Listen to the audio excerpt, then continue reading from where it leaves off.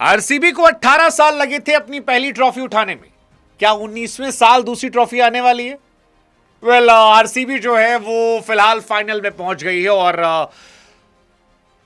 RCB के fans excited हैं क्योंकि प्रेशर में इन्होंने अपने आप को हैंडल किया और गुजरात ने वो किया जो लोग बाथरूम में करते, कर दिया मैदान पर। आज किया है, एक्चुअली कर दिया है। एक समय पे मैच बराबर का लग रहा था, गुजरात टाइटंस की बॉलिंग अच्छी लग रही थी, 13 ओवर तक मैच कंट्रोल में था। उसके बाद ऐसा लगा कि लड्डू पकड़ने जा रहे हैं, बॉल यहां है, यहां गिरा दे, आगे आए नीचे गिरा दे। फील्डर जो है वो बॉल छोड़ रहे थे और नतीजा ये हुआ कि पाटीदार ने मार मार के धुआं कर दिया, 254 खड़ा कर दिया। और जहां 254 बना था वहीं सबको पता था कि अब गुजरात टाइटंस से ना हो पाएगा क्योंकि जिस टीम की बैटिंग लाइनअप में 4 नंबर पर निशांत संधू, 5 नंबर पर वॉशिंगटन सुंदर, 6 नंबर पर आपके जेसन होल्डर, 7 नंबर पर राहुल तेवतिया, 8 नंबर पर राशिद खान बैटिंग करने आते हों, उस टीम की औकात 200 के पार चेस करने की नहीं है। 200 तक शुभमन गिल, साई सुदर्शन और बटलर कर लेते, लेकिन आज किस्मत जो है वो लगा कर आई थी और यही वजह है कि साई सुदर्शन मारे चौवा, बल्ला घूम के गया, स्टंप पे लग गया। शुभमन गिल प्रेशर में चले गए और भुवनेश्वर कुमार ने जॉस हेजलवुड को बताया कि भैया उम्र बढ़ने के साथ सबकी परफॉर्मेंस खराब नहीं होती है, कुछ निखर जाते हैं। और आज निखरी आरसीबी, जबरदस्त तरीके से निकली है। आईपीएल की हिस्ट्री के इतिहास में प्लेऑफ में सबसे बड़ा स्कोर जो है वो आज आरसीबी ने बनाया है 245 रनों का, और इसमें सबसे बड़ी बल्लेबाजी थी कैप्टन पाटीदार की। क्या कमाल की बल्लेबाजी थी, उफ 93 रन 33 गेंदों पर। मतलब पाटीदार का शतक नहीं लगा, ये थोड़ा सा खल रहा था, लेकिन जो बल्लेबाजी उन्होंने की है उसे बहुत लंबे समय तक याद रखा जाएगा। क्या पाटीदार की भी कहानी भाई, रिप्लेसमेंट प्लेयर के तौर पर आना, 18 साल से ट्रॉफी की भूखी टीम को ट्रॉफी जिताना, और उसके बाद आज प्लेऑफ में आईपीएल की बेस्ट बॉलिंग लाइनअप के सामने धुआं कर देना। मतलब कमाल की बल्लेबाजी। जितने शब्द आपके पास हैं उतने कम। वैसे ही जैसे भुवनेश्वर कुमार की गेंदबाजी के लिए शब्द कम पड़ जाते हैं, जैसे आप आरसीबी के जोश को देखकर कहते हैं कि शब्द कम पड़ गए। विराट कोहली और पाटीदार की टीम ने शुरू से कहा था कि हम एग्रेसिव क्रिकेट खेलेंगे, और वो एग्रेशन दिखाई पड़ा, चाहे गेंदबाजी हो या बल्लेबाजी। जब बल्लेबाजी कर रहे थे तो विराट 25 पे 43, Krunal Pandya, what a talent man, he is so bloody underrated, 28 गेंद 43 रन। देवदत्त पडिक्कल 19 गेंद 30 रन। मतलब सारे खिलाड़ियों ने, वेंकटेश अय्यर यार पहला ओवर में 19 रन मार दिए, 7वीं बॉल पे आउट हो गए। इवेंस आज तो जितेश भी चल गया 5-15। नतीजा ये रहा कि 250 प्लस का स्कोर चला गया, और ये स्कोर बनते ही क्लियर था कि मैच खत्म है।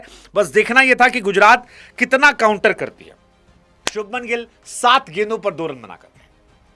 शुभमन गिल के बारे में मैं हमेशा कहता हूं कि शुभमन गिल कमाल के प्लेयर हैं, लेकिन असली लड़ाई जो होती है वो टफ सिचुएशन में आती है। टफ सिचुएशन में विराट कोहली शुभमन गिल में जो सबसे बड़ा अंतर मुझे लगता है, विराट प्रेशर देखकर निखर जाते हैं और शुभमन प्रेशर में बहुत बार बिखरते नजर आए, बड़े बड़े मौकों पर। WTC में, ओडीआई वर्ल्ड कप में, पिछली सीरीज में जब वो T20 से बाहर हुए थे, और जब आप 250 प्लस चेस कर रहे हो, उस दिन आप 7 गेंदों पर अगर 2 रन बनाकर आउट होते हैं, तो फिर सवाल उठता है कि क्या आप वाकई में इंटेंट के साथ आए थे?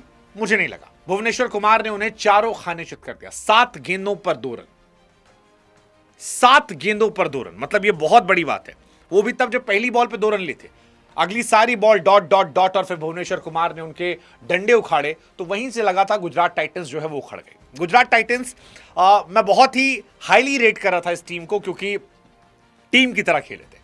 लेकिन गुजरात टाइटंस को लेकर हम सबको ये पता था कि यार 250 के ऊपर इनकी औकात नहीं है और हैसियत नहीं है इनकी टीम की। 250 के ऊपर नहीं बना सकते। मतलब एसआरएच होती, मार सकती थी, एक बार को आरआर भी मार सकती थी कि वैभव चल गया तो भाई बन जाएगा, जायसवाल चल गया, नीचे जुरेल है, फरेरा है। इनके पास वो खिलाड़ी ही नहीं है जो मार सकते हैं। मतलब अगर आपकी टीम का 4 नंबर का प्लेयर वॉशिंगटन सुंदर है, निशांत सिद्धू है, तो फिर आप सोच नहीं सकते।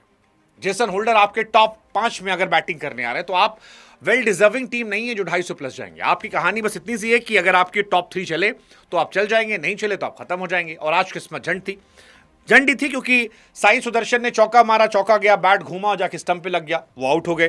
क्या हेड विकेट था वो, मतलब वो अजीबोगरीब था।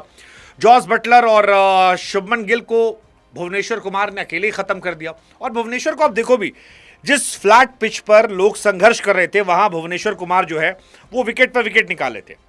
शुभमन गिल का जो बोल्ड था वो अपने आप में कमाल था। एक करेक्शन करना चाहूंगा, हेजलवुड ने बोल्ड मारा था जॉस बटलर को, शुभमन गिल ने बोल्ड मारा था, शुभमन गिल को बोल्ड मारा था भुवनेश्वर कुमार ने। Again he is ageing like a fine wine, but जो भी था बहुत कमाल था, अद्भुत था, अद्भुत था। सारे गेंदबाजों ने आज कमाल किया। अगर आप देखोगे राशिक डार सलाम जो है वो आते ही 2 विकेट निकाल लेते हैं, हेजलवुड को विकेट मिल जाता है, कुरनाल पांड्या बैट बॉल आप कुछ भी दे दो, बट ये टीम पाटीदार की वजह से आज मैच जीती है। पाटीदार इसलिए कह रहा हूं क्योंकि पाटीदार जब बैटिंग करने आए थे उस वक्त ठीक ठाक कहानी चल रही थी। मतलब अगर आप देखोगे स्टार्ट तो शुरुआत बड़ी तेज हुई थी। वेंकटेश अय्यर ने 271 के स्ट्राइक रेट से मारना शुरू किया। उस टाइम 300 के प्लस मारे थे, 6 ओवर में 6 बॉल पर 19 रन मार दिए थे। विराट तेज खेल रहे थे, आपके पडिक्कल तेज खेल रहे थे, लेकिन एवरेज स्कोर जा रहा था, run ball run ball run ball जा रहा था।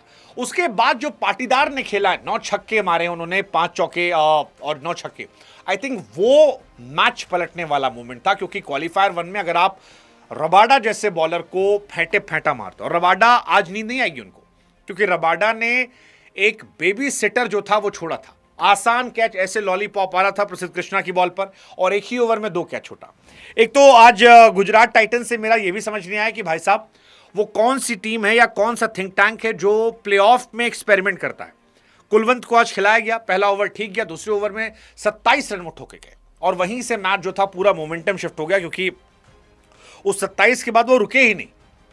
पाटीदार ने सबको मारा, मतलब 4 में 53 कृष्णा पिटे, 4 में 54 जो है वो आपके रबाडा पिटे, सिराज जो थे वो 3 में 46 पिटे। और जब आपके प्रीमियम बॉलर्स 15 रन हर ओवर में दे रहे हो और आप कैचेस ड्रॉप कर रहे हो, तो फिर कहानी तो पलटती है। और पाटीदार तो नॉकआउट मैचेस के हमेशा स्पेशलिस्ट है। 2022 में जब आए थे तब भी एलिमिनेटर में 54 गेंद पे 112 मारा था।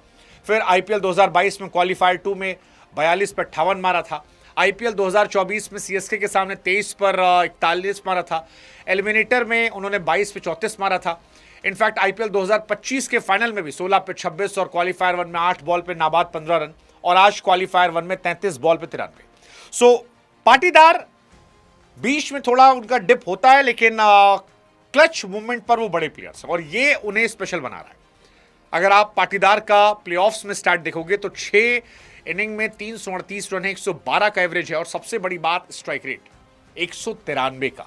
मतलब मैं वैभव सूर्यवंशी, उसके अलावा अभिषेक शर्मा को बहुत हाई रेट करता हूं कि 200 प्लस खेलते हैं, लेकिन मिड ओवर में अगर कोई खिलाड़ी 200 के स्ट्राइक रेट के आसपास खेलता है तो वो बहुत बहुत बहुत शानदार प्लेयर है, और वही काम रजत पाटीदार ने किया।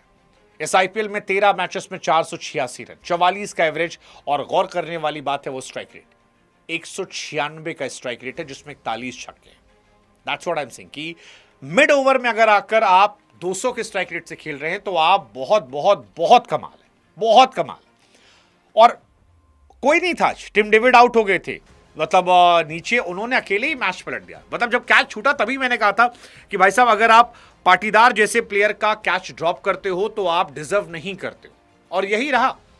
आप पाटीदार या फिर टिम डेविड जैसे खिलाड़ियों कैचेस कैसे ड्रॉप कर सकते हो, वो आपको कुत्ता बना के मारे, और वही हुआ।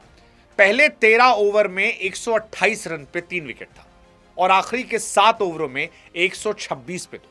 That defiance the madness of this man whose name is Rajat Patidar. 13 over में 128 और फिर 126, क्या कमाल की पारी है, कमाल की पारी। और उसके बाद वहीं एक्चुअली मैच खत्म हो गया था। मतलब कमेंटेटर से भी आप पूछते तो उन्होंने भी कह दिया था कि भाई साहब मैच बचा कहां है, 13 ओवर में 128 रन, कहां मैच बचता है। इतना बड़ा अगर आप स्कोर कार्ड खड़ा कर दोगे जहां बॉलर को पता है कि अब जाके केवल विकेट निकालना है, रन पिट रहे हैं पिटने दो, इनकी औकात नहीं 250 मारने की। और वही हुआ, आते ही विकेट ठक ठक ठक ठक ठक। मतलब गुजरात टाइटंस ने शुरू में तो इतना इजी विकेट गिराए हैं कि पता नहीं लगा था। भुवनेश्वर कुमार ने 2 रन देकर पहले ओवर में शुभमन गिल का विकेट निकाल दिया, खत्म कर दिया उन्होंने। और जीटी सब जान तो 3 पे डिपेंड करती है।